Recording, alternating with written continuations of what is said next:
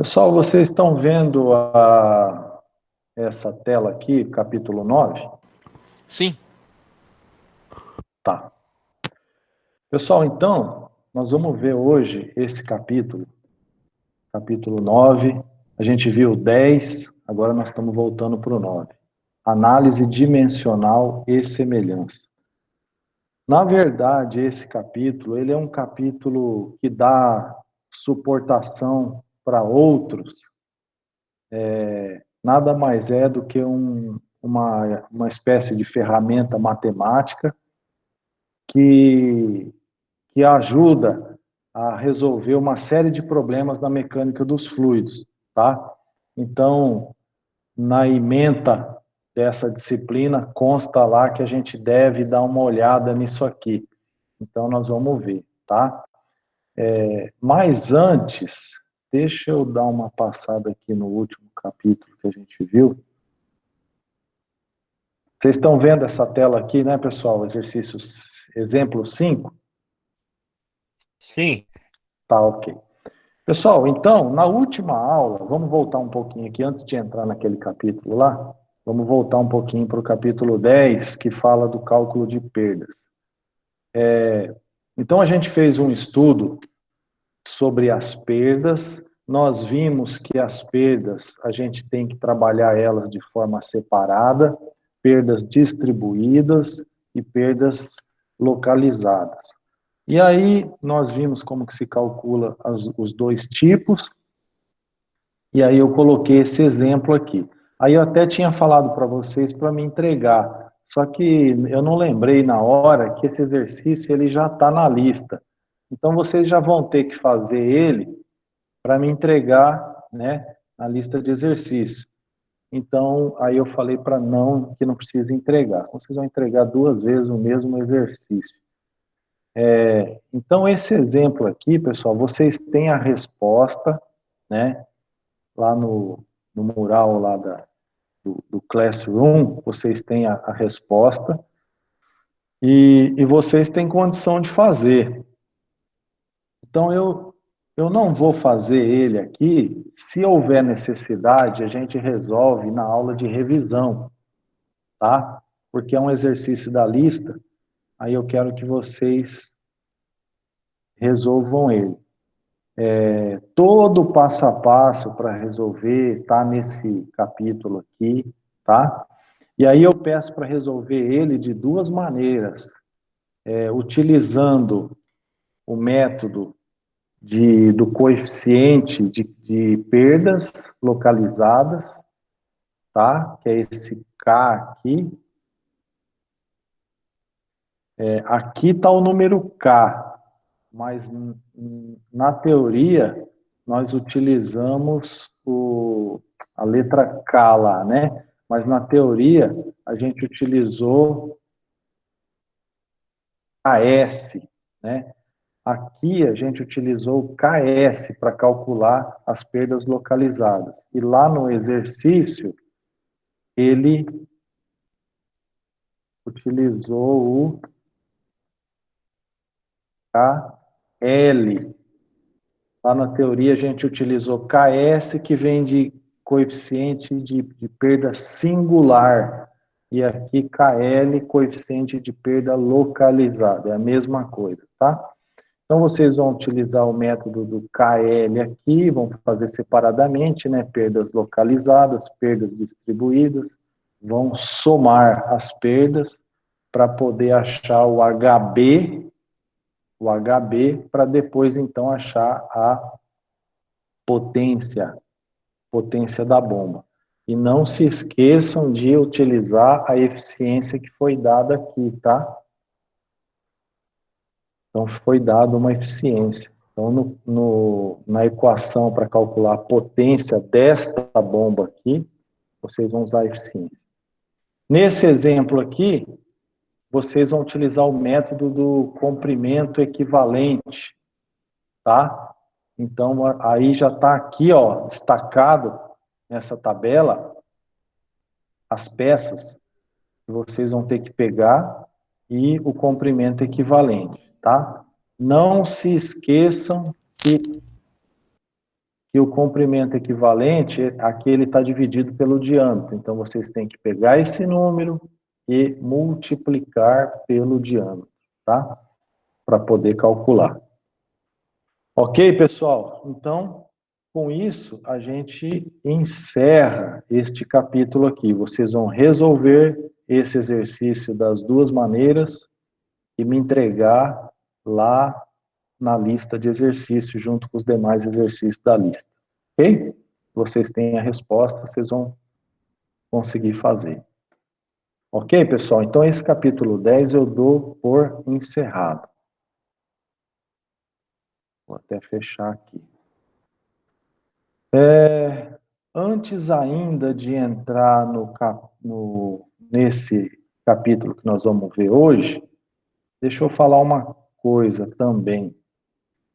Ao longo do capítulo 10, eu pedi para resolver o exercício 7 da lista também, tá? E aí, eu imagino que vocês tiveram sérias dificuldades para resolver esse exercício. Acho que a Cibele, se estiver presente na aula, que falou que não estava conseguindo fazer, né? Não só ela, mas tá difícil. Esse daí tá dificinho.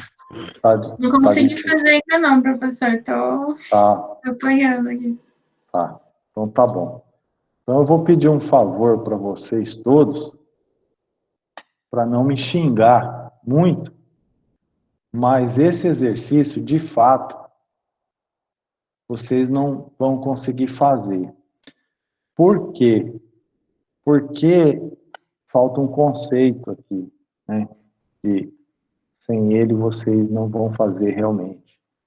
A menos que vocês vão lá pesquisar bastante,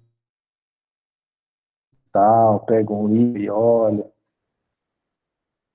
Mas é o seguinte, então, como esse exercício vocês vão ter que me entregar na lista também, e ele difere um pouco do que a gente viu na teoria, eu vou explicar aqui, tá? Depois eu até coloco ele lá no mural também.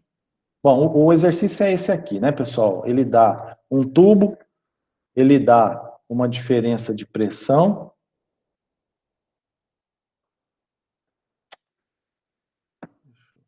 Tá.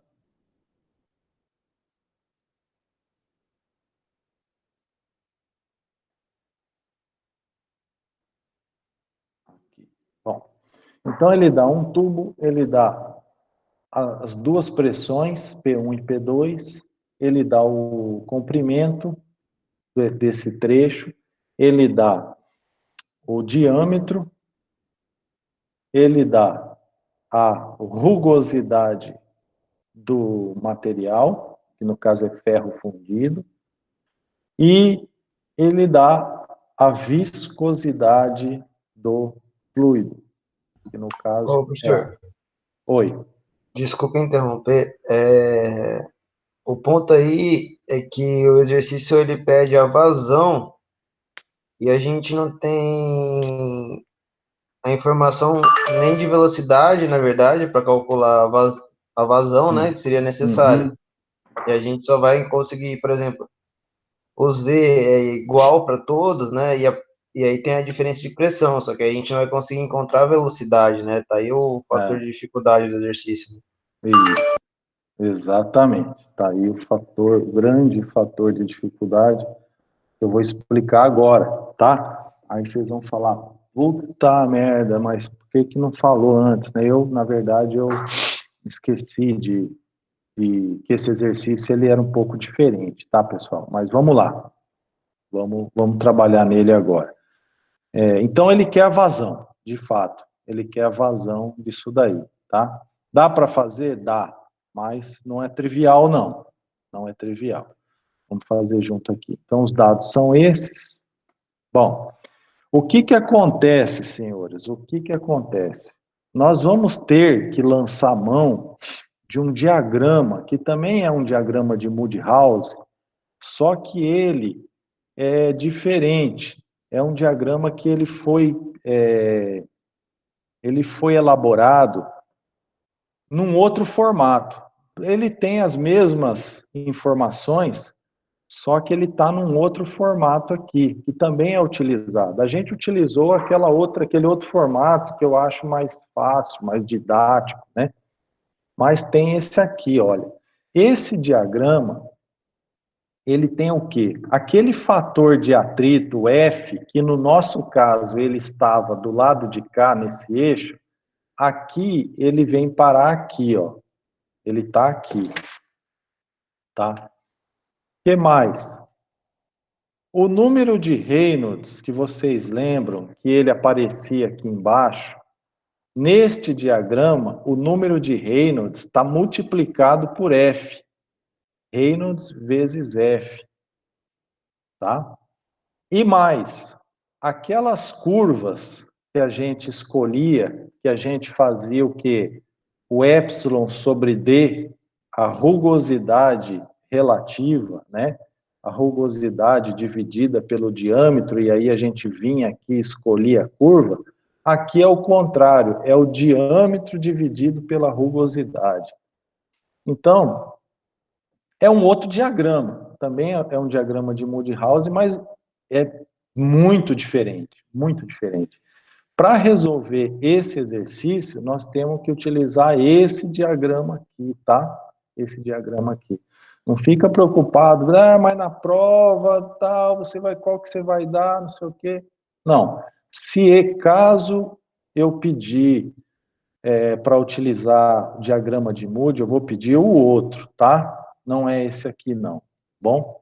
Mas vamos trabalhar esse exercício aqui para vocês verem como é que a gente resolve ele. Aparentemente não tem solução, mas aqui a gente consegue, tá? Então nós vamos usar este diagrama. Bom, vamos lá então.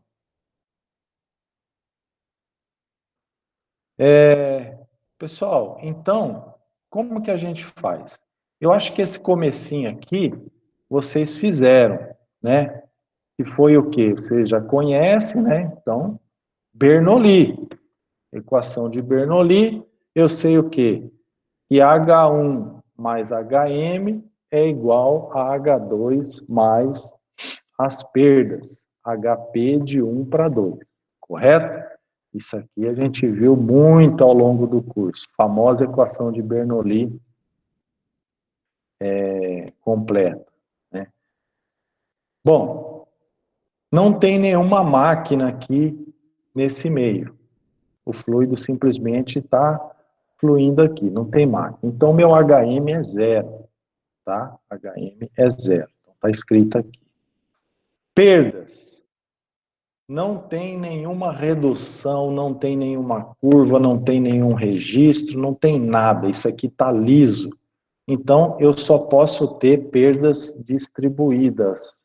Eu não tenho perdas localizadas. Então, eu posso dizer que o meu HP de 1 para 2 é igual ao meu HF, onde eu já sei que HF é perdas distribuídas. Tá certo? Bom, então, aí eu vou pegar o meu H1 e o meu H2, eu vou abrir em Z1 mais V2, mais V1 ao quadrado sobre 2G, mais P1 sobre gama, vou fazer isso para os dois, e vou ter que a velocidade é a mesma, então V1 eu corto com V2, eu vou ter que o Z1 é igual a Z2, posso eliminar também. No final, o que sobra é isso aqui, olha. Que o HF, as perdas ao longo desse trecho aqui, é a diferença de pressão, P1 menos P2, dividido por gama, tá?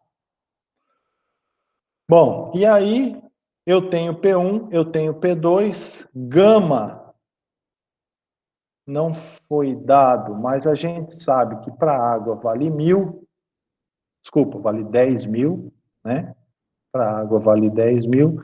Então, eu chego que HF é meio metro, pessoal. Até aqui, sem novidades. Creio que vocês chegaram nisso aqui, tá? O problema é agora para frente, né? Bom, então o que a gente vai pegar pelo diagrama de Moody-House, eu precisaria saber número de Reynolds vezes raiz quadrada de f. Por que isso? Porque eu vou trabalhar com esse diagrama aqui. Vou até circular aqui.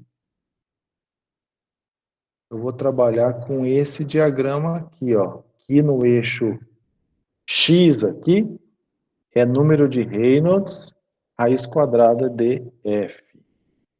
Tá? Bom, eu sei que HF é dado por F vezes comprimento, diâmetro vezes velocidade ao quadrado sobre 2G. Esta equação aqui a gente viu, capítulo 10, né?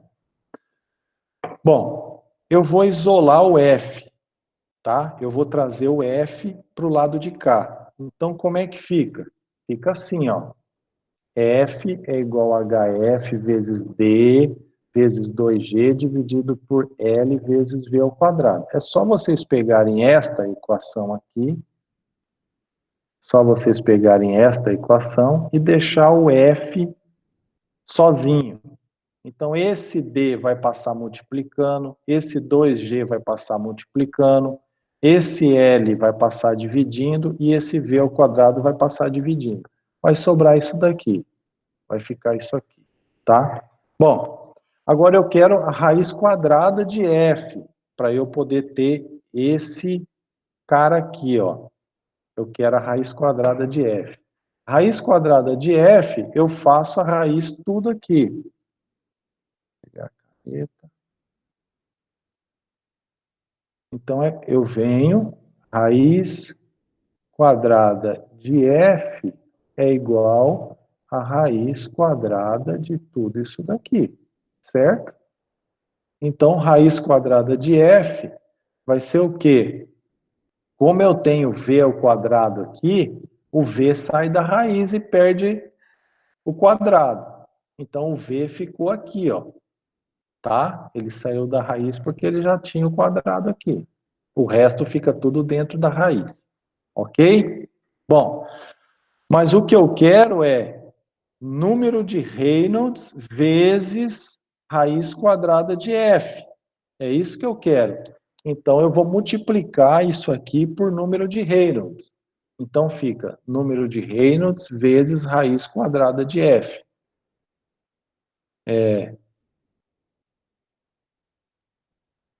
Então, tá aqui, ó. Raiz quadrada de f, nós temos aqui. Tá aqui. Número de Reynolds é ρ VD sobre μ. Tá? Número de Reynolds é dado por esta equação. Bom, agora apareceu velocidade no numerador, velocidade no denominador. Agora eu posso eliminar a velocidade. Corta e corta. Tá? Pessoal, feito isso, a única coisa que eu não tinha aqui era a velocidade. O HF eu tenho, porque eu já calculei ele aqui, ó. Através de Bernoulli eu tenho. Diâmetro foi dado, tá aqui, né, 10 centímetros. 2G eu tenho e o comprimento eu tenho. Então, eu tenho tudo isso aqui. Também tenho a viscosidade, que foi dado, o μ, e tenho o ρ. O ρ. Bom, o ρ aqui a gente pressupõe que é água, então ele é 1000, né? Aí eu resolvo essa conta aqui, eu vou chegar que número de Reynolds vezes raiz quadrada de f é igual a 4,5 vezes 10 à quarta. Isso aqui vocês vão fazer depois lá, né, para me entregar na lista, vocês vão chegar nesse número aqui, tá? Bom, aí, ó, aqui é o que eu falei. D diâmetro dividido pela rugosidade. Lembra que lá no nosso exercício que a gente fez, a gente fazia o contrário. Rugosidade dividido pelo diâmetro. Aqui a gente faz diâmetro dividido pela rugosidade, porque nós estamos usando o diagrama de Moody-House diferente, tá? Que pede dessa forma aqui. Então, dá 385. Bom, agora nós temos este fator e nós temos este outro fator aqui. O que a gente faz? A gente vem aqui, pessoal, vem no... que é aquele mesmo diagrama que eu acabei de mostrar, mas aqui eu já marquei ele aqui. Então, ó, vamos pegar aqui, 385. Aqui eu tenho a curva de 400, que é a mais próxima, eu tenho a de 200, eu tenho a de 400. Como eu estou falando 385, então eu estou nesta curva aqui, ó. Eu escolho sempre a mais próxima, tá? Então, aqui são as curvas, pessoal, ó, 40, 100, 200, 400, 1000. Como o número que eu achei é 385, eu vou pegar esta curva aqui, ó. Esta aqui. Certo? Bom. O que mais? Aqui embaixo, eu achei Reynolds vezes raiz quadrada de F. É 4,5 vezes 10 à quarta. 4,5 vezes 10 à quarta. Então, é aqui, ó. 10 à quarta está aqui. 1 vezes 10 à quarta. 2 vezes 10 à quarta. 3 vezes 10 à quarta. 4 vezes 10 à quarta. 5 vezes 10 à quarta. Então, 4,5 está no meio aqui. Certo? Aí eu pego e faço aquele mesmo esquema. Eu subo aqui até cruzar com a curva que eu tinha escolhido. A hora que eu cruzei com a curva, eu trago para cá para achar o F. Trago para cá para achar o F. E achei o F. 0025 vai dar aqui um pouquinho acima de 0025, eu vou considerar 0027.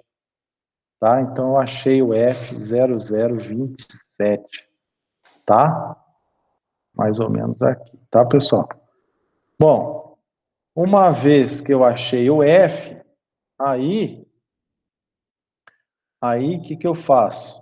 Eu volto nesta equação aqui, tá?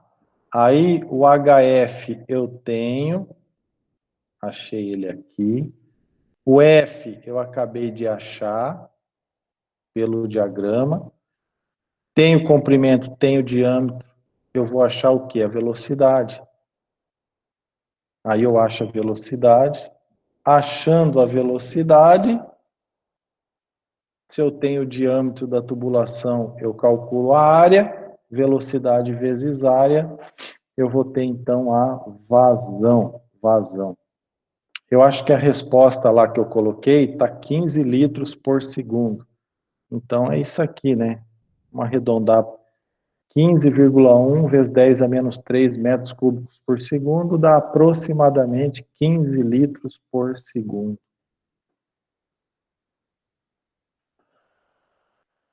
Pessoal, vocês estão bravos? Vocês não iam conseguir fazer isso aqui, né? Realmente, ele é diferente, envolve outras coisas aí que foi sacanagem da minha parte que eu não falei. Esqueci, pessoal. Peço desculpa para vocês, tá? Esse exercício aqui. Mas, deu para entender? Senhor, você vai disponibilizar isso aí para a gente? Vou colocar Beleza. isso. Agora eu tô sim, professor. Obrigada, viu? Agora sim. Obrigado. Agora sim, tá certo, pessoal. Beleza. Então, isso aqui eu vou colocar lá. E também esse diagrama, essa outra versão, essa variação do diagrama, tá? Posso? Beleza, pessoal? Alguém ficou com alguma dúvida? Senhor, quando que vai ser a sua prova? Então, vamos lá. Deixa eu pegar aqui este calendário. Pessoal, a prova, vocês estão vendo o calendário aí? Sim. Então, A minha ideia é fazer a prova aqui, ó, dia 17. Nós estamos no dia 27, aí nós teríamos mais 2 dias de aula, mas eu acredito que na próxima aula eu termino o conteúdo. Aí no dia 10 a gente podia fazer uma revisão, né? Dificuldade que vocês tenham na lista, nesse exercício de perdas mesmo, aí, caso, né, normal, se vocês se enroscarem em alguma coisa, a gente poderia esclarecer, dar uma revisada na matéria e faz a prova no dia 17. Porque eu tenho que lançar depois as notas aqui, aí para isso eu tenho que fazer a devolutiva no dia 24, para eu poder lançar as notas, né? Ok, pessoal? Beleza, beleza. Então, dia 17 a prova, tá? Aí vocês me entregam a lista até esse dia aí. Pessoal, lista de exercício. Vocês vão fazer num papel bonitinho, legível, escanear ou tirar uma foto bem tirada, tá? Que fique legível. Aí vocês vão juntar isso aí num arquivo só. Não me manda um monte de arquivo, tudo que aí fica muito complicado para mim corrigir depois. São muitas provas, tá? Muitas listas. Então, põe na sequência certinho, junta. É facinho fazer isso. Tem um monte de software online, de site online que faz essa junção aí do PDF. Manda em PDF para mim num único arquivo, tá? Bom, então, beleza. Então, Ô, professor, oi. você vai disponibilizar esse exercício no Classroom? Vou sim. Esse que eu fiz agora, o 7, né? Ok, obrigado. Vou colocar lá sim, pode ficar tranquilo, tá? Bom, pessoal, então vamos entrar aqui nesse capítulo. Esse capítulo, como eu falei, ele serve o quê? Ele serve como um suporte, uma ferramenta matemática para resolver um monte de problema da mecânica dos fluidos, não só da mecânica dos fluidos, como da termodinâmica e outras mais aí, tá? Então, na disciplina mecânica dos fluidos e fenômenos dos transportes, tá lá na ementa que a gente tem que dar uma olhada nesse troço aqui, tá? Já adianto para vocês que não é um assunto dos mais interessantes, tá? Porque é muito matemática. Mas vamos dar uma olhada aqui, fazer um esforço e passar por ele, tá? Vamos ter que passar por ele. Muito bem. Então, análise dimensional e semelhança. Vamos lá. Então, vou dar uma lidinha aqui na introdução. Muitos problemas da mecânica dos fluidos, se forem resolvidos através de métodos puramente analíticos, podem ter resolução difícil e trabalhosa, devido ao grande número de variáveis envolvidas. Então, pessoal, vocês se lembram que os primeiros capítulos lá, a gente deduziu tudo praticamente, né? A gente começou com aquela parte mais simples lá, a equação da continuidade, calcular a vazão. Depois a gente viu Bernoulli, velocidade média, a gente foi desenvolvendo tudo, né? Teoricamente, analiticamente, né? Até o capítulo lá para calcular força na tubulação, que foi também um pouco mais complicadinho, que envolveu aquela parte de quantidade de movimento, a gente, ainda assim, foi utilizado uma teoria analítica para fazer.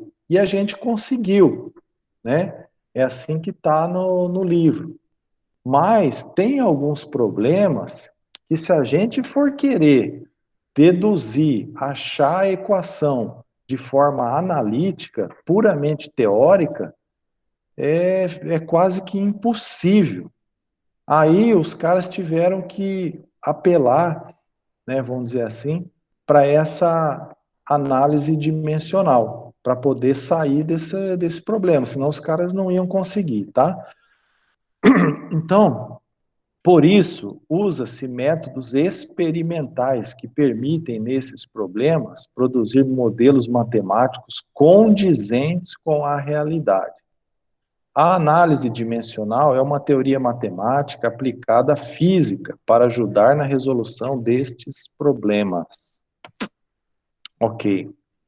Para descrever um certo fenômeno físico, deve-se construir funções que interliguem grandezas do tipo espaço, tempo, velocidade, aceleração, força, massa, energia cinética, trabalho, etc. Né? Então, a gente tem lá um modelo, uma equaçãozinha matemática, que eu tenho algumas variáveis que me dá o que eu quero saber. Então, no caso lá do saber a potência da bomba. Então, eu tenho lá algumas variáveis que eu jogo lá e calculo a potência da bomba. Eu quero saber a força numa tubulação, né? Eu tenho da mesma forma, né? Então, esse é o objetivo. Então, aqui, por exemplo, também, né? Então, velocidade. Eu tenho a distância e tenho o tempo. Acho a velocidade, a força. Eu tenho a massa e tenho a aceleração e acho a força. Bom, agora vamos ver um pouquinho sistema de unidade, né? O que a gente mais utiliza é o sistema internacional de unidade. Tem alguns outros, mas a gente utiliza mais esse aqui, né? Definem somente as unidades das grandezas. Ué? Qual é a fórmula da velocidade que você disse lá antes? Velocidade é distância sobre o tempo. Metros por Tá. segundo. Obrigado. Mas foi só um exemplo, tá? Foi só um exemplo. Bom, então, pessoal, o que a gente tem, na verdade? Estamos falando de unidade aqui, tá? Nós temos as unidades fundamentais. Então, por exemplo, metro, quilo, que é a unidade de massa, e segundo, que é a unidade de tempo.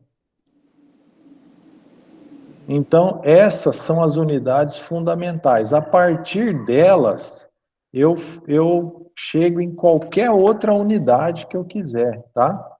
Então, por exemplo, força.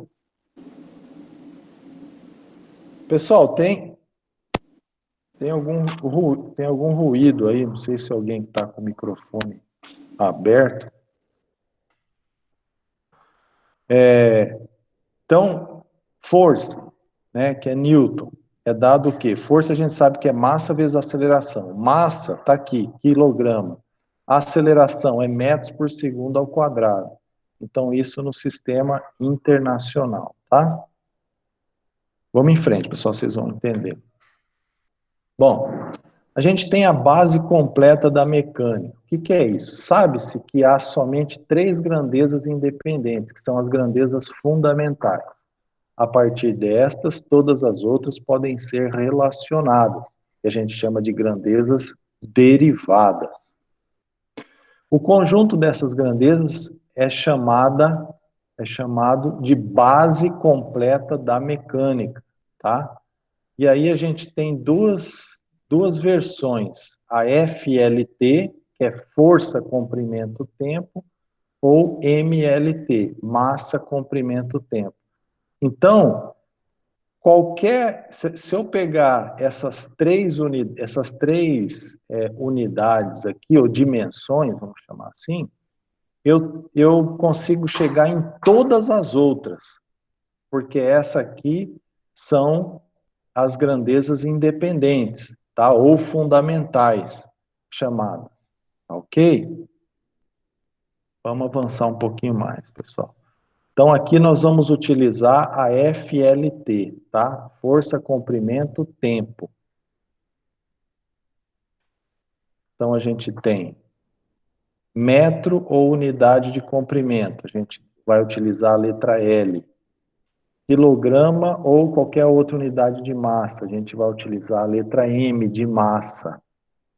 E segundo ou unidade de tempo, nós vamos utilizar a letra T de tempo, tá? Qualquer outra unidade nesse sistema será produto dessas três grandezas derivadas, tá?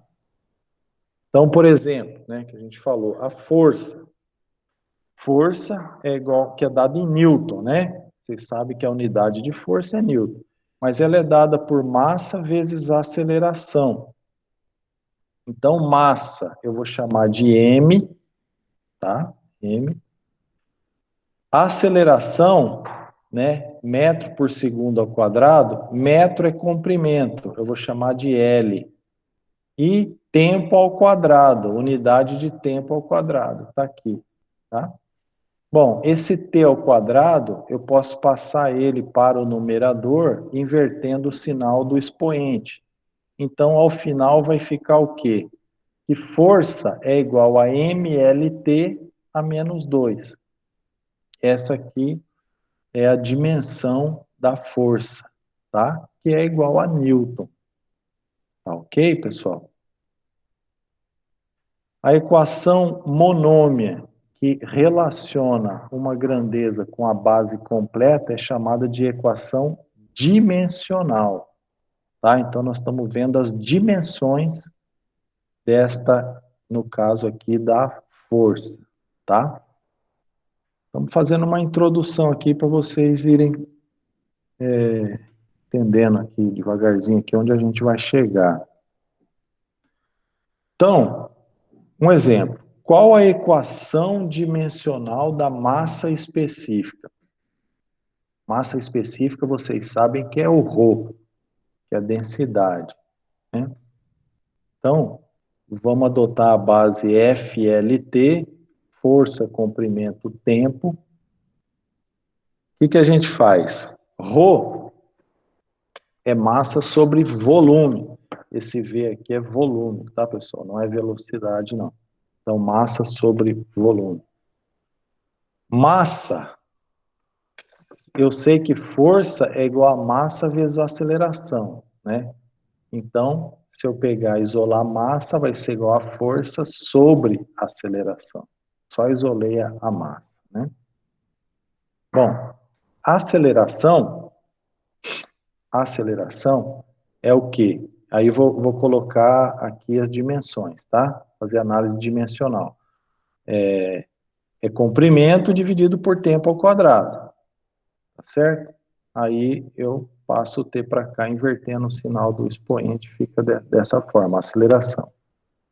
Então, a massa vai ser igual ao quê? Força sobre a aceleração, e a aceleração é isso aqui. Aí eu levo isso aqui para cima. Então, vai ficar F, L a menos 1, T ao quadrado. Então, a gente escreveu a massa, a análise dimensional dela, nessa base FLT, ela fica assim. Massa é igual a força, a F, vezes L a menos 1, vezes T ao quadrado. Ah, puta merda, por que complicar desse jeito, né? Massa, virar tudo isso aqui, mas tem a sua utilidade.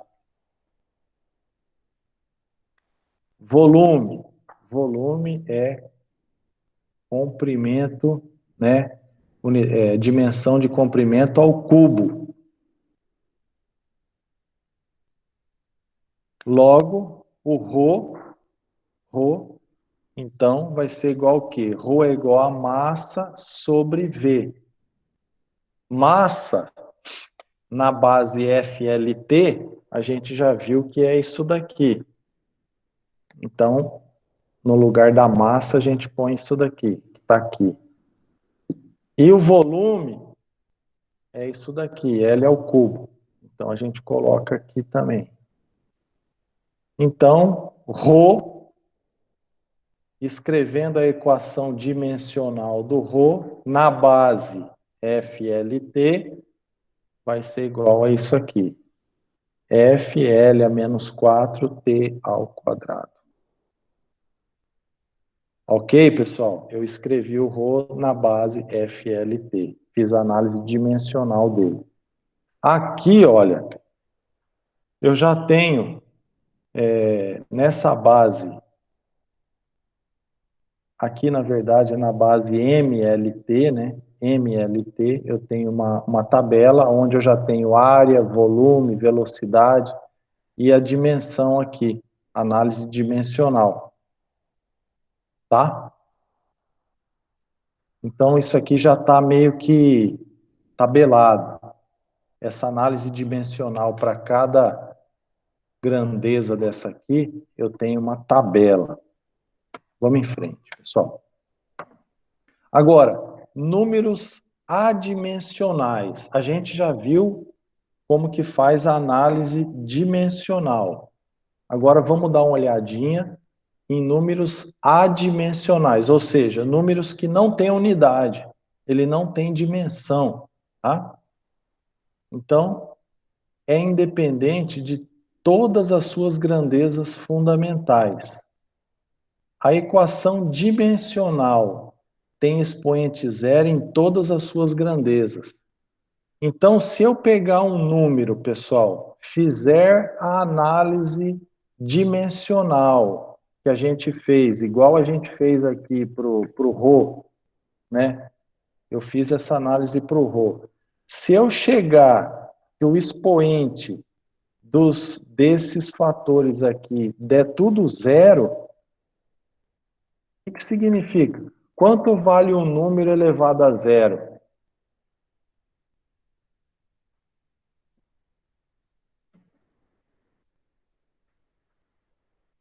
Quanto é, pessoal? Qualquer número elevado a zero. 1. Isso, vale 1. Então, no caso, se eu fizer a análise dimensional e chegar num expoente zero, significa que é 1. Então, nesse caso aqui, eu vou ter 1 vezes 1 vezes 1, 1. Então, eu não tenho dimensão, porque a dimensão é 1, tá? Então, ele é um número adimensional. Lembra do número de Reynolds? Número de Reynolds, a gente já falou, não tem unidade. Número de Reynolds era um número lá, 5 vezes 10 a quinta. O que? Não tinha unidade. Se a gente fizer a análise dimensional dele, né, então nós vamos ter o ρ, que nós acabamos de ver o que é o ρ. Nós vamos ter o V, o D, o Mi, e colocar, nós vamos chegar exatamente nisso aqui, ó. Vai dar F0, L0, T0. Nós vamos chegar em 1. A unidade, tá, pessoal? A unidade do Reynolds é 1. Então, isso prova que ele é um número adimensional. Os números adimensionais são indicados pela letra grega π. Então, quando o número não tem dimensão, eu digo que ele é um número π. Tá? Ou seja, as 3 unidades da minha base têm expoente zero.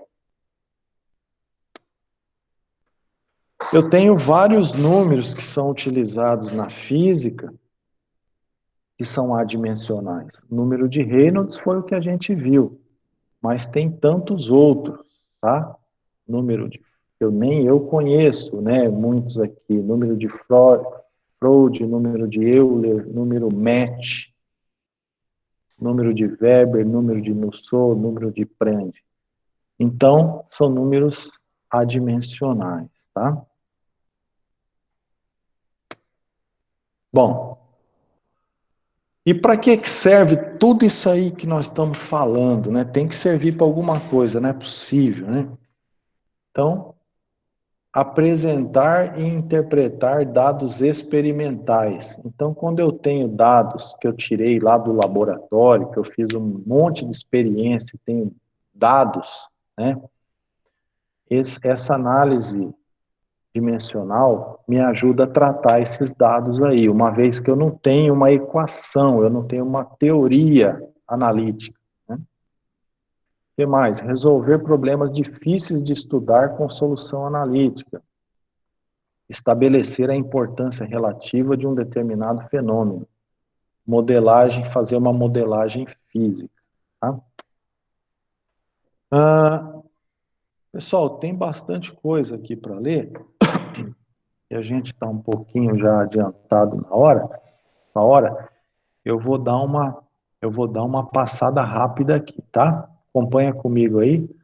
A relação entre dois números adimensionais é dada por uma função entre eles, com uma curva relacionando-os.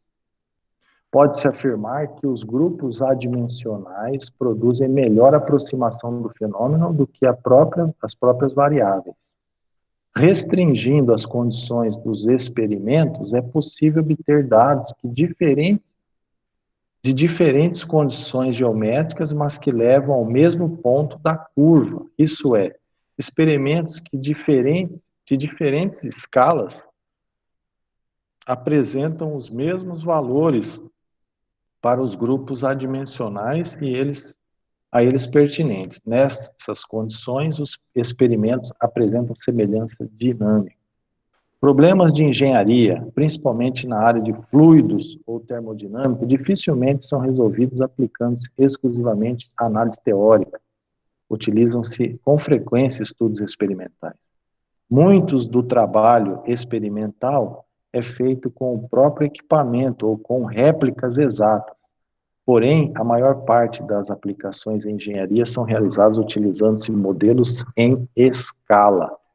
Então, vocês ouviram uma série de palavras aqui, réplicas, escalas, etc. e tal, nesse texto, e agora nós vamos ter uma noção de como que essa teoria que nós estamos nos envolvendo agora, ela entra nesse contexto, tá, pessoal?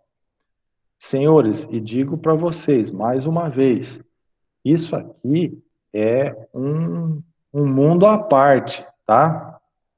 Isso aqui é um universo à parte.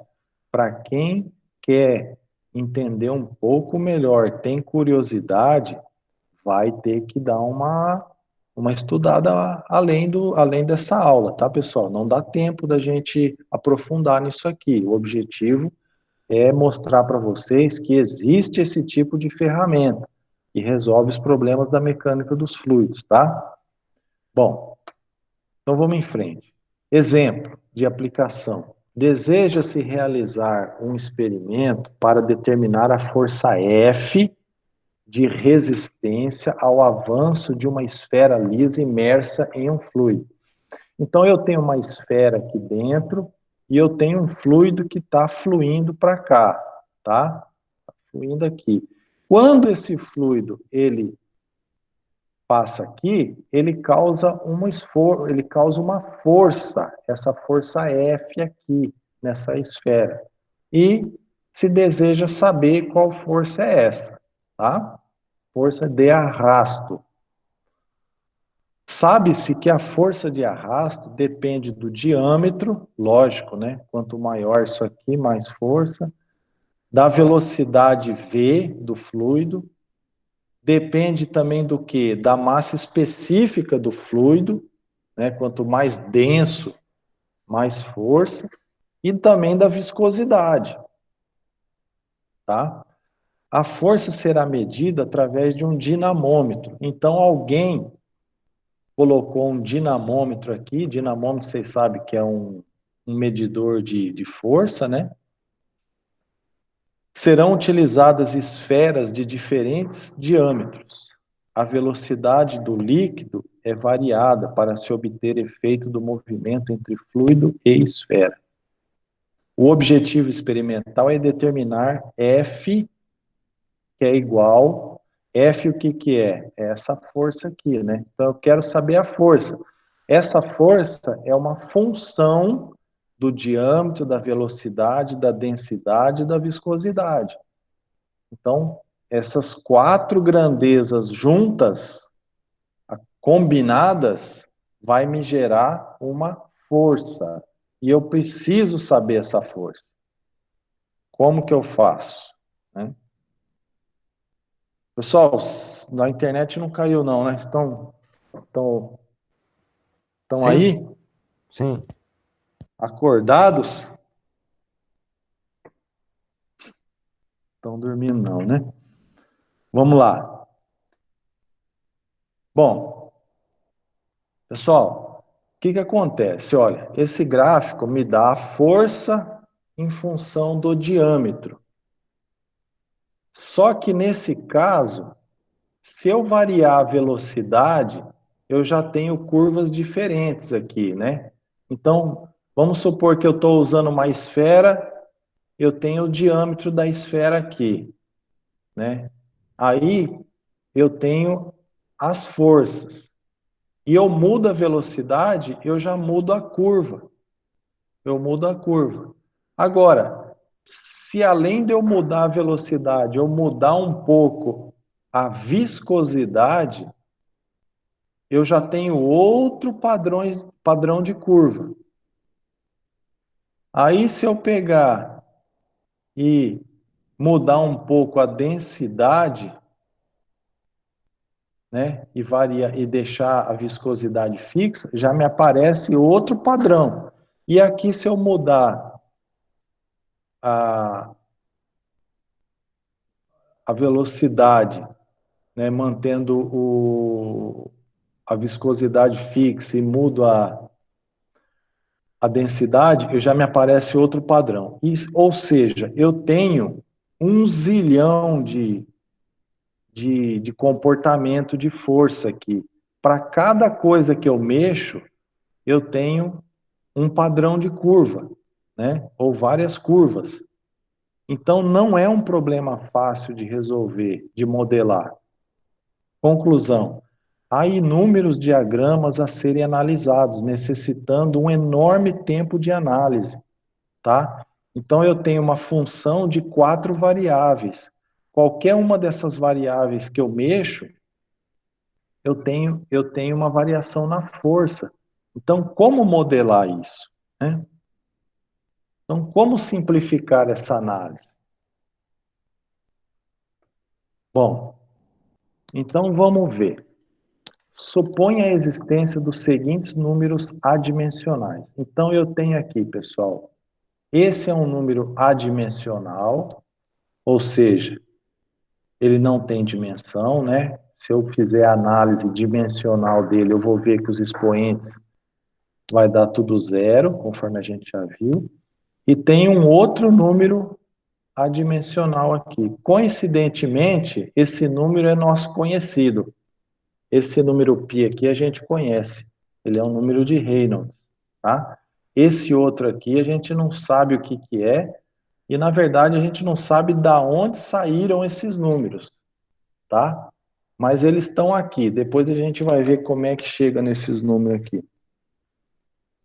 Mas a gente tem o π1 e π2, tá? E percebam o quê?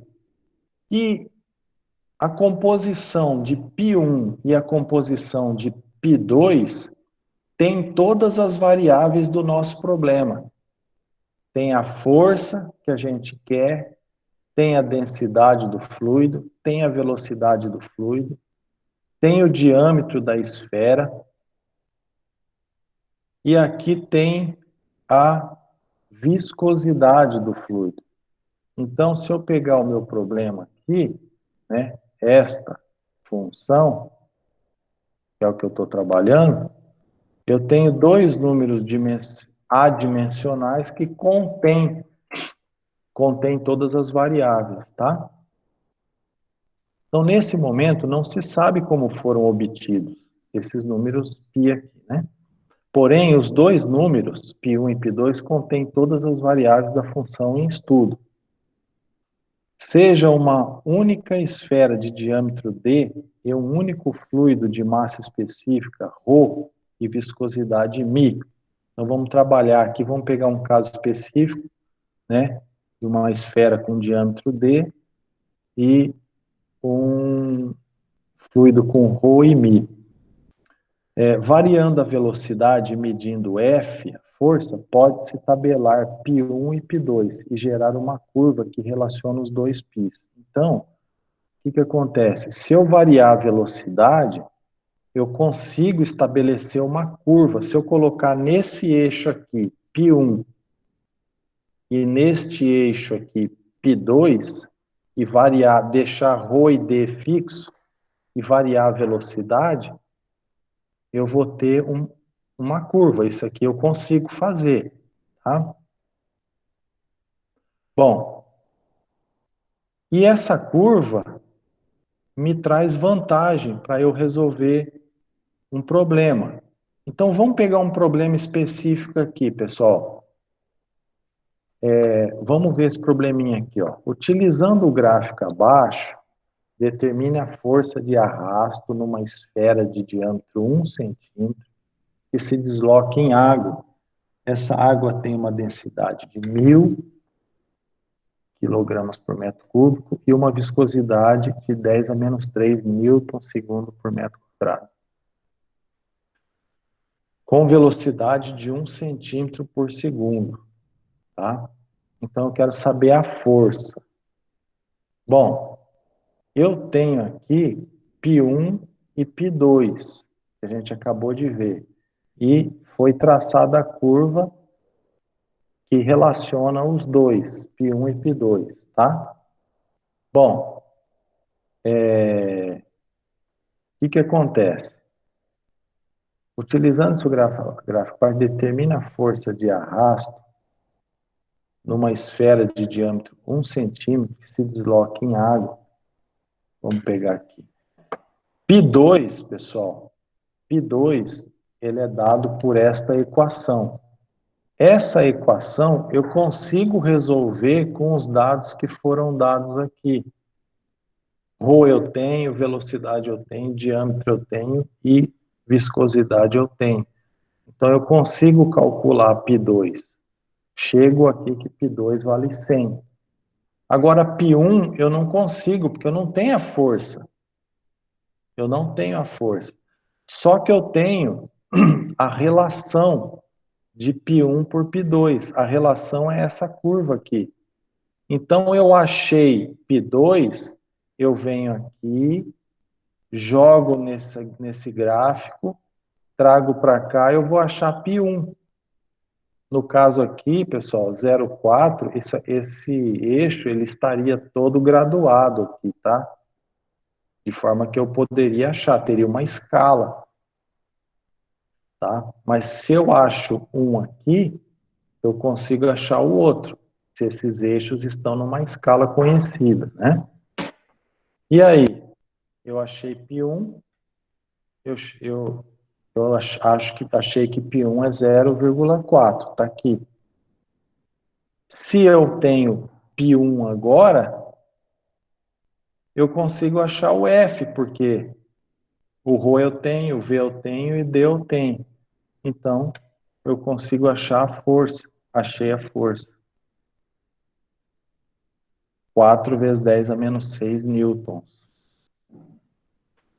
Ou seja, pessoal, eu utilizei dois números adimensionais, conheço a relação entre eles e consegui achar o que eu precisava, que é o F, de uma forma muito mais simples, tá? Então, esse é um exemplo, é lógico, um exemplo bem simples de como que os números adimensionais ajudam na mecânica dos fluidos a gente encontrar o resultado de um problema, tá? Pessoal, vocês não estão fazendo muita pergunta, mas eu entendo, esse capítulo, como eu falei, ele é bem informativo, tá? Ele nem tem muitos exercícios, tem alguma coisa na lista, deixa eu dar uma olhada aqui. Se vocês estão aqui ainda, ou se vocês forem embora, mas vocês estão aqui ainda, tá? Beleza. Então, este capítulo, ele é bem assim a título de informação, tá? a gente não vai ter grandes problemas assim para resolver oriundo desse capítulo, não, tá bom? Então eu vou dar uma passada aqui, mas eu acho que deu para vocês terem uma noção. Agora, então, conclusão, há uma grande vantagem em uma pesquisa de um certo fenômeno, trabalhar com números adimensionais, que englobem as variáveis em vez de trabalhar com elas próprias, principalmente quando o problema envolve um grande número de variáveis, tá? Então, esta é a conclusão. Agora, a questão é, da onde apareceu esses caras aqui, né? Pi1 e Pi2. Quem que trouxe esse aqui? Por que Pi1 é isso aqui? Por que Pi2 é isso aqui? Né? Essa é a pergunta que vocês devem estar fazendo. E que ficou claro que a gente conseguiu achar a força, ficou. Né? Realmente nós achamos a força. Mas ficou nebuloso esse negócio de Pi1 e Pi2. Então, pessoal, tem uma teoria ou um teorema, né? Teorema é quando eu faço algumas comprovações usando teorias existentes. Não é uma teoria nova, né? É um teorema. Eu aproveitei algumas teorias, né? Então, existe o teorema dos Pis, tá? Existe isso daí. Lá no livro do Brunet, do Brunet, tem um capítulo lá que trata disso aqui, tá? Vocês podem dar uma olhada. Mas, nós vamos dar uma passada um pouco rápido aqui para vocês terem uma noção nesse teorema dos Pi, tá? Então, assim, ó, seja um fenômeno físico em que intervêm as N variáveis, x1, x2, x3 e etc, tá? Então, é como se tivesse velocidade, diâmetro, viscosidade, parará, ou seja, um monte de variáveis, tá? Interligadas por uma função f. Tá? Demonstra-se que existe uma outra função, no caso aqui, φ, né? Onde eu não tenho estas variáveis, eu tenho números adimensionais, ou chamados números πs, que dentro desses números πs tem essas variáveis, só que eles são números adimensionais, que também dá o mesmo resultado, no caso igual a zero, rigorosamente equivalente ao anterior para o estudo do fenômeno, indicado onde os π são números adimensionais independentes, construídos por combinações adequadas das variáveis n, variáveis ou grandezas que intervêm no fenômeno. Então, o pulo do gato aqui seria o quê? Eu substituir as variáveis por números adimensionais. E aí eu chego no mesmo resultado. Foi o que nós fizemos aqui, né? Foi o que nós fizemos aqui. Nós tínhamos uma função onde eu tinha as variáveis. Ao invés de eu trabalhar diretamente com estas variáveis, eu trabalhei com dois números adimensionais e dentro destes números continha as variáveis que eu estava trabalhando. Essa é a sacada, pessoal. Se vocês entenderem isso aí, vocês já podem dizer que vocês têm uma noção dessa teoria da análise dimensional e teoria dos números π, tá? Pelo menos vocês sabem do que se... Oi. Então, para fazer um número π aí, eu só preciso criar um número que seja dimensional com as variáveis que eu tenho lá, tipo, com os números que eu tenho. Isso. Isso. Só que aí tem... dimensional. No fim das contas, eu cancele todos os FMLs lá, né? Perfeito. Massa e velocidade. Isso mesmo. Só que tem um jeito certo de fazer, óbvio, né? Não é a gente pegar, eu vou gerar aqui um número π e tal. Tem um que é esse teorema dos πs aqui, tá? É esse teorema dos πs aqui que ensina como fazer, tá? E eu já vou dizer que não é muito intuitivo, muito simples, mas vamos dar uma olhada aqui, tá? Então, teorema dos πs. Então, como que faz? A quantidade de números adimensionais, a de m, ela é dada por quê? N, que é o quê? O número das grandezas envolvidas, menos R. O que é R? É o número de grandezas fundamentais contidas nas grandezas do fenômeno. O que são as grandezas fundamentais? São aquelas três lá, FLT, né? FLT. Então, eu vou pegar lá, quantas grandezas eu tenho? Ah, eu tenho 5. Tá, nessas grandezas, quantas grandezas fundamentais eu tenho? Ah, eu tenho 3. E é no máximo 3, né? No máximo 3. Grandezas fundamentais, pessoal, quem não lembra, eu vou voltar lá no comecinho. Grandezas fundamentais são essas daqui, ó, FLT, se eu estiver trabalhando nessa base, ou MLT, se estiver nessa base. Nós estamos trabalhando aqui no FLT, tá? Então, no máximo 3. Por isso que R é menor ou igual a 3, esse R aqui, tá? Então, a quantidade de números adimensionais, ou seja, a quantidade dos πs que eu vou ter que trabalhar é N, quantidade de grandezas envolvidas, menos R, quantidade de grandezas fundamentais contidas no problema, tá? Aí, eu gero uma equação desse tipo aqui, ó. Então, π1 vai ser igual x1, que é a grandeza, elevada a um alfa1, vezes x2, a outra grandeza, elevada a um alfa2. E assim por diante, tá? Aqui, eu faço a mesma coisa, elevado a um beta1. Aqui fica tudo igual, x1 para os dois, x2 para os dois, xr para os dois, e muda só o último. Muda o último. Aonde o último vai ser, no caso aqui, nosso caso aqui,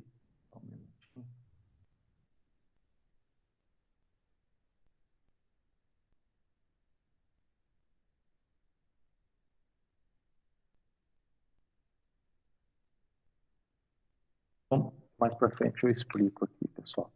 Bom, a gente coloca aqui as variáveis e coloca esses expoentes aqui.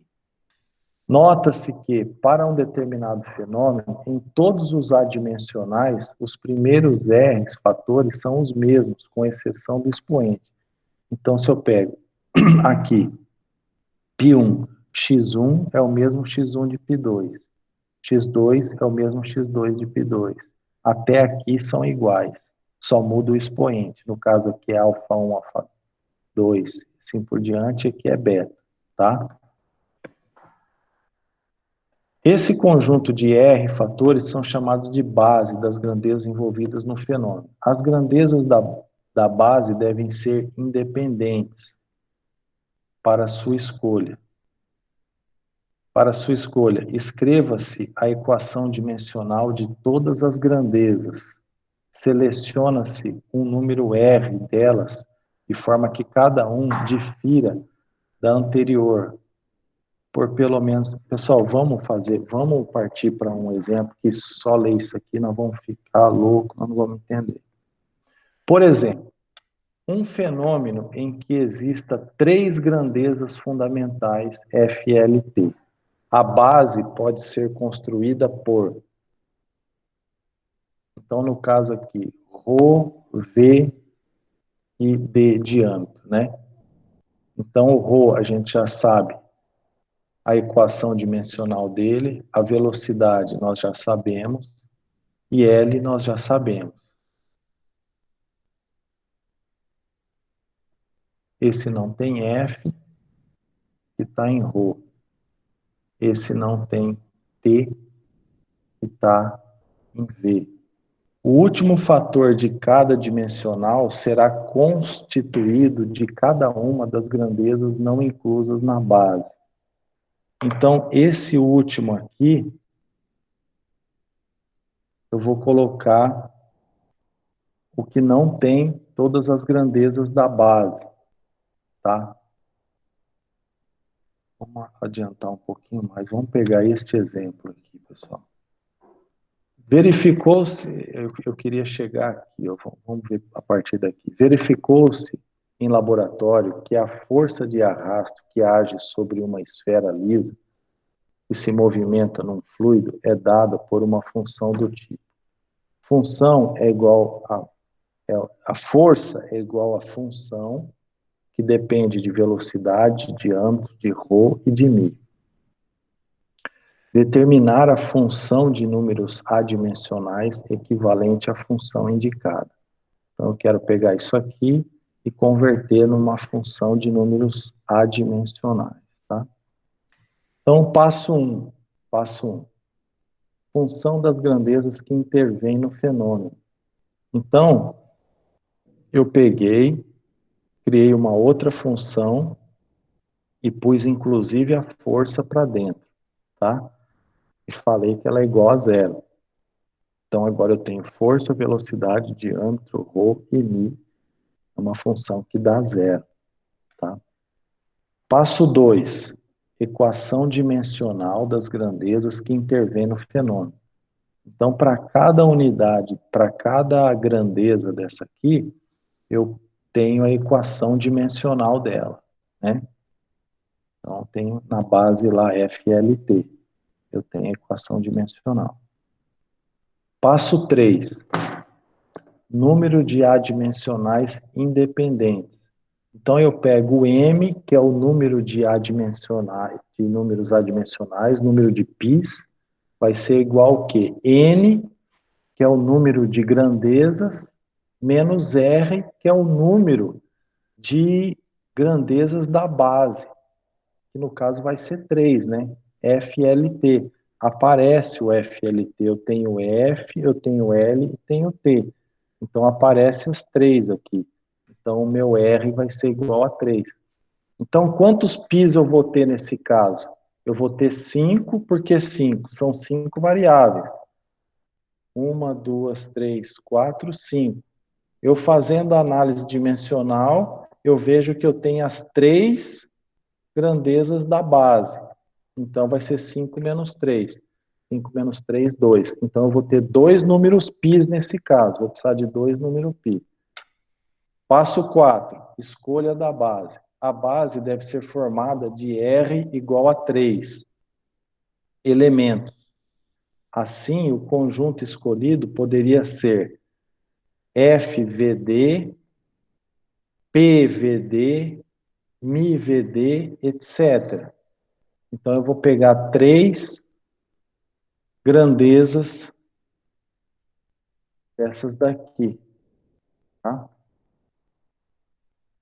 Observação, não pode ser escolhidos ρ e μ simultaneamente, no mesmo número π. Por que eu não posso escolher ρ e μ no mesmo número π? Porque ρ tem FLT e μ tem FLT, ou seja, eles têm as mesmas unidades. Então, eu não posso pôr os dois no mesmo número π. Pessoal, isso aqui é regrinha, tá? São os pares, é tipo uma receita de bolo esse troço aqui. Observa. Então, aqui já falei. Construção dos adimensionais, como é que ficaria? π1, ρ, alfa 1, vezes V, alfa 2, vezes D, alfa 3, vezes F. Aqui não tem expoente. ρ, beta 1, V, beta 2, D, beta 3, vezes μ. Então, como foi dito aqui, eu não poderia ter μ e ρ no mesmo número. Então, se eu tenho ρ aqui,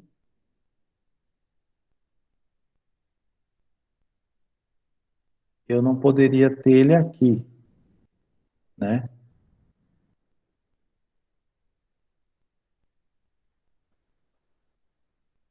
Bom, vamos em frente, pessoal.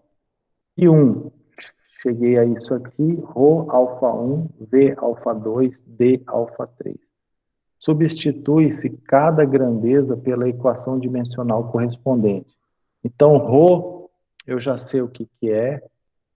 V, eu já sei o que é, a equação dimensional. D também. E o F, que é F mesmo, tá? Mas π1, pelo teorema, deverá ser um número adimensional. Logo, o π, a gente sabe que ele não tem dimensão, né? Ele chega nisso aqui, ó, elevado a zero. Então, pessoal, aqui é que está o... A gente precisa prestar atenção aqui. F está aqui, ó.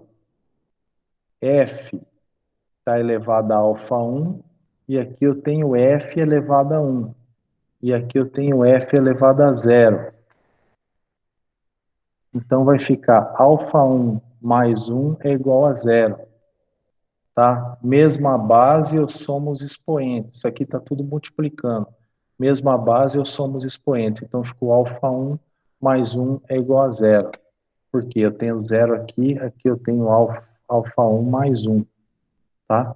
E assim por diante. No caso de L, vai ser o que L? Menos 4 alfa 1 mais alfa 2 mais alfa 3, igual a 0. E T, a mesma coisa. Bom, com isso eu consigo achar alfa 1, alfa 2 e alfa 3. Alfa 1 é igual a 1, acho alfa 2 e acho alfa 3. Com isso, eu consigo achar π1, né? Porque eu achei os alfas. Se eu achei o alfa, eu venho e coloco aqui, eu consigo estabelecer π1.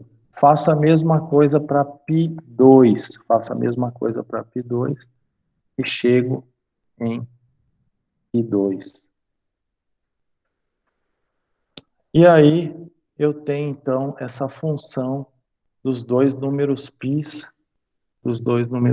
aqui, que é igual a 0. E aí eu faço, aí com isso é que eu resolvo aquele exercício que a gente resolveu anteriormente. Eu fiz o exercício utilizando π1 e π2, mas não tinha falado de onde saiu esses dois números. Agora eu falei mais ou menos, né, pessoal? Também não expliquei tão bem, devo concordar com vocês, mas o que eu queria passar é uma noção, porque isso aqui nós não precisamos entender exatamente. Dificilmente vocês vão usar, vocês precisam só entender que isso aqui veio de algum lugar, tá? Isso aqui teve uma origem, e a origem é a teoria dos πs. Pessoal, tenho plena consciência que esse assunto é chatinho e difícil, tá? Difícil. Precisaria realmente dar uma boa lida. Até os livros são confusos, tá? Mas o que eu queria era mais isso daí mesmo, vocês entenderem da onde saiu isso daí, tá? Essa chamada teoria dos πs aí.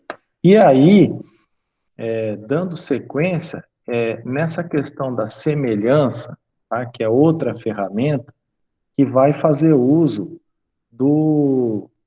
dessa análise adimensional, tá? Então, deixa eu ver aqui, nós temos aí 10 minutinhos, eu vou ver até onde eu consigo avançar aqui na questão da semelhança, tá? Então, o que é a semelhança? Ferramenta para prever a partir de um modelo o comportamento de um protótipo. Então, eu tenho um modelo, eu faço uma previsão, chego num protótipo aqui, tá? Então, por exemplo, modelo reduzido em escala geométrica de uma usina hidrelétrica. Então, eu quero entender o comportamento da barragem de uma usina, então eu faço um protótipo numa escala reduzida e consigo reproduzir esses fenômenos, tá? E, acreditem ou não, Para a gente fazer isso aqui, a gente utiliza toda essa teoria que a gente viu agora há pouco aí dos PIs, tá? Então, por exemplo, o modelo reduzido do Brenan Plaza, do Recife. Então, antes de construir esse edifício lá, eles fizeram um protótipo, tá? E assim por diante. Exemplo de aplicações desse conceito no dimensionamento de bombas hidráulicas. Aqui, pessoal, é importante para nós isso daqui, tá? Importante. Se eu tenho uma bomba de um tamanho e eu preciso aumentar a vazão, por exemplo, eu não preciso recalcular tudo conforme a gente fez lá, achar perdas e Bernoulli, etc, etc, etc. Eu consigo, através da semelhança, por análise de semelhança, eu chegar num resultado muito mais fácil e rápido, tá? Então, olha, dá uma olhada nisso aqui, por exemplo, pessoal. Uma bomba, o que uma bomba faz? Uma bomba gera uma diferença de pressão, tá? Então, ela está succionando embaixo e está empurrando em cima. Então, o que eu tenho? Eu tenho uma diferença de pressão. Agora, o que interfere nessa diferença de pressão? Densidade do fluido, viscosidade, rotação da bomba, diâmetro da bomba, a vazão, a potência da bomba. Então, mais uma vez, eu vou ter uma equação extremamente complicada. Se cada vez que eu quero mexer na bomba eu tiver que recalcular tudo isso daqui, seria extremamente trabalhoso, tá? Então, a gente utiliza essa ferramenta da semelhança, tá? E aí, pessoal, mais uma vez, considerando os coeficientes, relações adimensionais para o fenômeno estudado. Então, ó, eu tenho aqui a rotação da bomba, eu tenho a energia da bomba, eu tenho o diâmetro, tenho a gravidade, tudo isso aqui, eu gero aqueles números πs lá. Esses números são números adimensionais, tá? Usando aquela teoria que a gente viu mais ou menos. A gente deu uma pincelada agora há pouco, tá? Então, aqui, ó, eu passo a ter uma equação. Dentro dessa equação, eu tenho números adimensionais agora. Eu não tenho mais aquelas variáveis lá, tá? Aí, eu consigo gerar uma família de curvas. Uma família, no caso, é um conjunto de bombas. E aqui nós já estamos vendo aqui, ó, HB, NB, eficiência e vazão. Então, uma família, no caso, é um conjunto de bombas geometricamente semelhantes, pequena, média ou grande. Cada bomba de família tem um conjunto de curvas oriundas do número adimensional, que são a matriz de toda a bomba da família.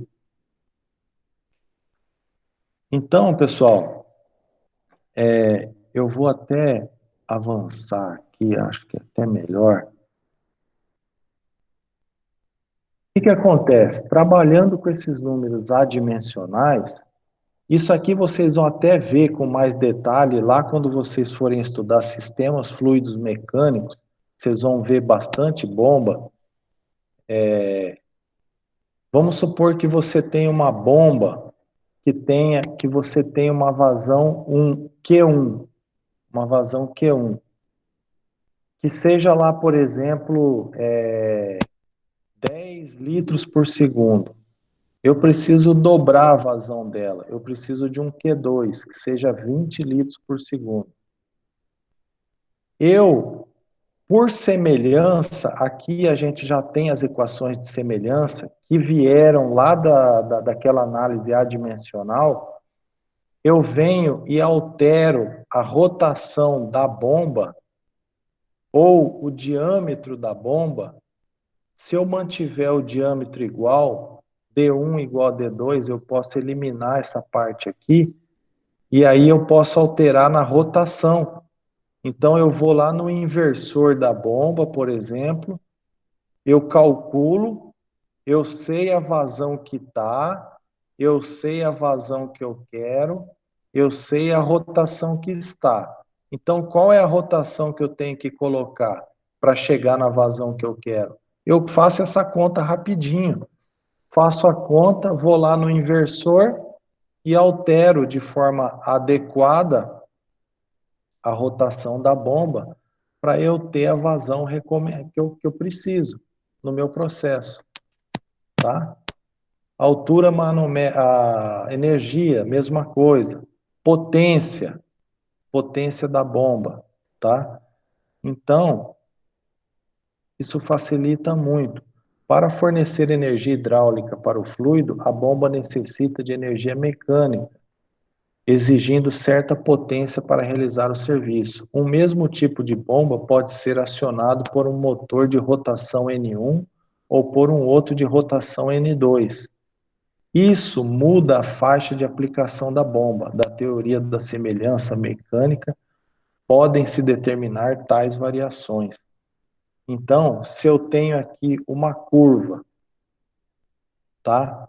Que me dá uma vazão e uma altura manométrica.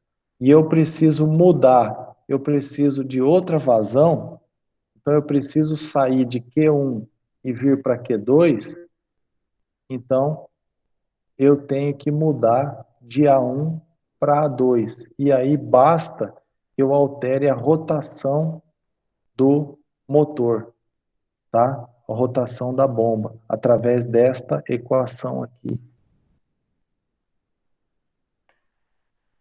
Energia da bomba, mesma coisa. Eu venho e altero através dessa equação. E essas equações são extremamente úteis para a gente poder alterar a vazão lá no campo, lá no meu processo. Essas equações vieram da onde? Vieram da análise dimensional e vieram das equações de semelhança. Tá? Então eu passo de 1 para 2 aqui, da mesma forma.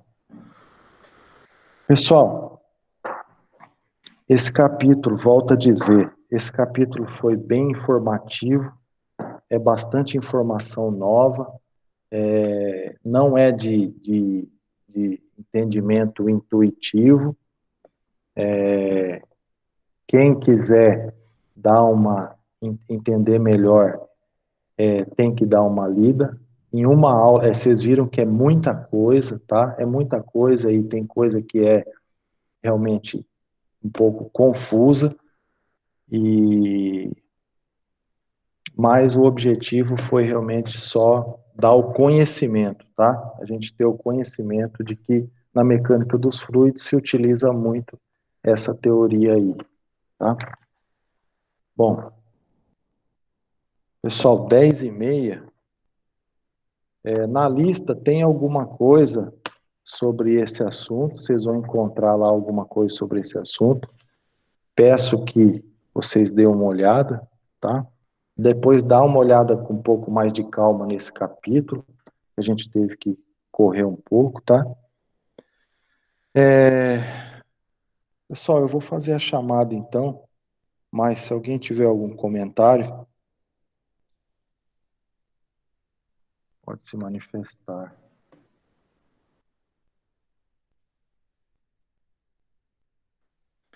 Bom, vamos lá então. Alan Henrique. Deixa eu pôr aqui.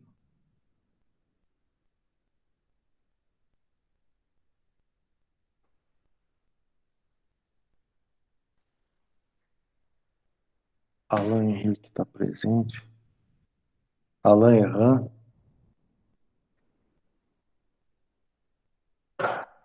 Alan Erran não está.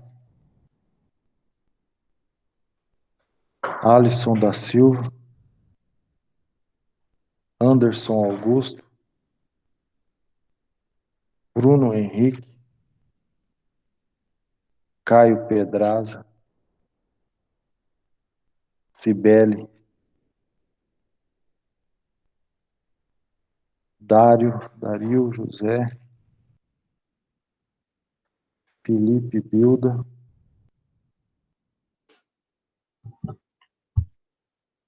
Tá aí, Felipe? Felipe da Silva, Gilberto, Gilson Talhari, Guilherme Araújo, Guilherme Barbosa,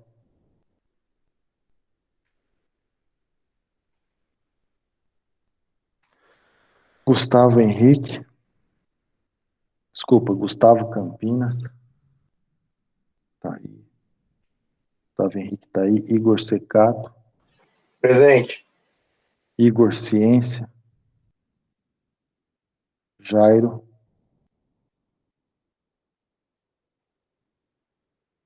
João Paulo. João Vitor. Jonathan. José Carlos. Júlio César. Kaique. Kleber Gabriel. Lucas Bueno. Natan. Lucas Bueno, tá aí. Natan. Rafael Panigassi. Rafael Pereira. Vitor Henrique. Wallace. Zaqueu.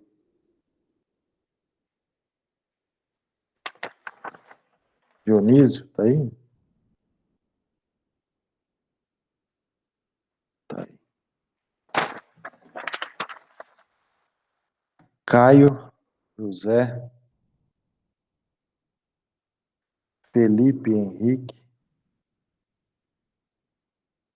Gabriel Catão. Gabriel Tasso. Gustavo Pereira. Gustavo Tomás.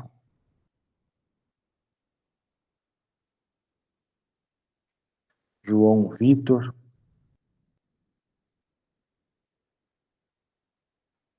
Jonathan Soares.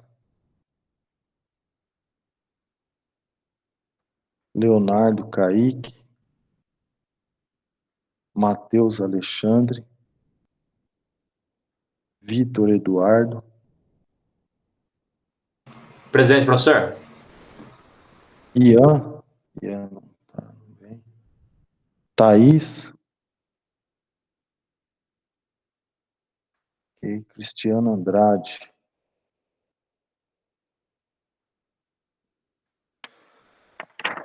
Pessoal, mais uma vez, então, eu justifico um pouco a aula aí, diferente do que a gente vinha tendo. É um assunto, devo concordar, que não agrada muito, mas a gente deu uma passada. Passamos, superamos. Aula que vem nós estamos aí com outro assunto, tá? E é o último capítulo. Tá ok, pessoal? Alguém tem algum comentário, alguma coisa, crítica, sugestão? Sou todo ouvidos.